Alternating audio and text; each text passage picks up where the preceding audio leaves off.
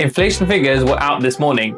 The inflation fell from 3.4% to 3%. This doesn't mean that things are getting cheaper, just that the pace of price increases has slowed down slightly.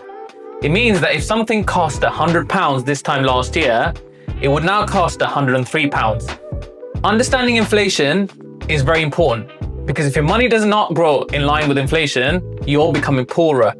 Let me give you an example. If you left £10,000 in an average savings account, earning bank interest rate in 2010, by 2025, it would have become about £12,000. That's it.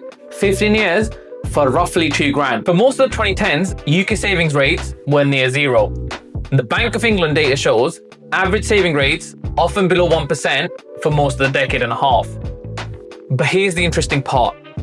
Pay close attention to this chart. The blue line represents cash compounding in a savings account, and the yellow line represents the same £10,000 invested in an index fund linked with the S&P 500. That's the top 500 companies in the US. That same £10,000 put in a simple S&P 500 index fund with dividends reinvested, nothing too fancy, by 2025 would have become £82,000. That's the power of compounding and why investing your money is so important. In the UK, you can invest up to £20,000 per year in stocks and shares ISA tax-free, meaning no tax on gains and dividends. It's the single biggest tax break in the UK. Now, S&P 500 returns are not guaranteed and they are volatile.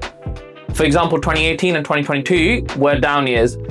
But on average, over the last decade and a half, you would have been much more better off investing £10,000 in an index fund that tracks the S&P 500 when compared to leaving in a savings account.